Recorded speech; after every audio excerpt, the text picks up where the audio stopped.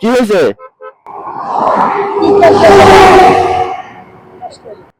এখন আমি কি করতে পারি?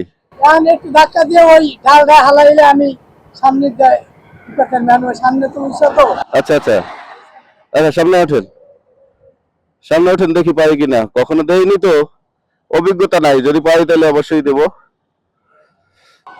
ওঠেন ওঠেন ওঠেন ওঠেন ওঠেন।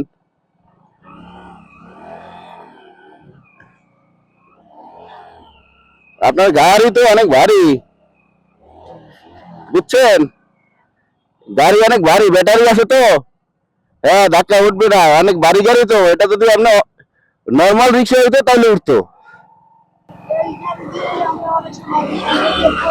না। সেটা তো আপনার গাড়ির আবার শক্তি তো আলাদা। এ দেখেন, আমার তো পায়ে পারতেছে না, এই ডাল উঠবে না, বুঝছেন?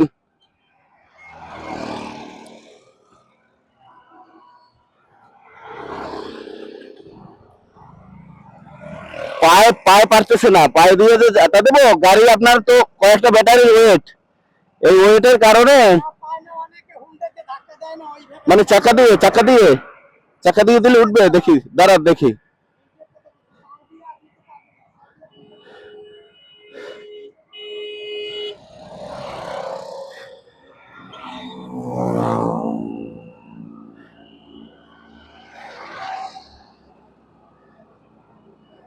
আমি আসলে, আমার অভিজ্ঞতা নেই, যার কারণে পারছিলাম না পাও দিয়ে। এখন সরাসরি গাড়ির চাক্কা দিয়ে আসলে চেষ্টা করতেছি যে ওনাকে যদি একটু হেল্প করা যায়, সেই জন্য দেখি কতদূর আগাইয়ে দিতে পারি ওনাকে।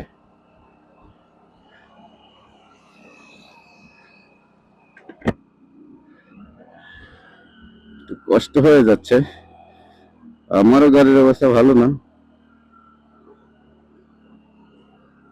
তারপরে উনি যেহেতু চেয়েছেন আমার কাছে সহযোগিতা, আমি চেষ্টা করছি ওনাকে সহযোগিতা করার।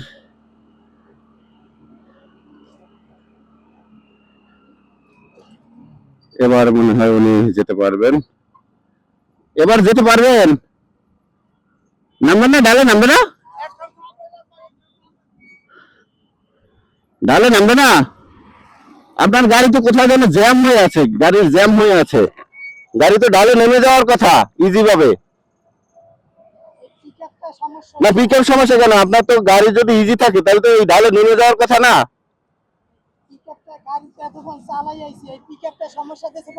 হ্যাঁ, মানে গাড়ি আপনার নিউট্রাল না। আমার কাছে হচ্ছে গাড়িটা যেরকম নিউট্রাল থাকবে, ইজি থাকবে, নেমে যায়, নেমে যায়। কিন্তু আপনার গাড়ি ওই ইঞ্জিনের সাথে, মোটরের সাথে অ্যাডজাস্ট করা তো। ওই তার চেইনটা খুলে দিতে পারেন কিনা দেখেন। চেইন চেইন নেই। ও, এই জন্যই। কারণ হচ্ছে যে গাড়ি এত ওয়েট থাকার কথা না, হালকা থাকার কথা। এখন একেবারে ডাল থেকে নেমে ওই পর্যন্ত যাওয়ার কথা না। আমার আবার এই যে ফোন দিচ্ছে, অফিসে যাওয়া লাগবে তো, অফিসের টাইম হয়ে গেছে। আমি চেষ্টা করছিলাম কিন্তু আপনার গাড়ি ঠিক আছে, ইনশাল্লাহ ভালো থাকে।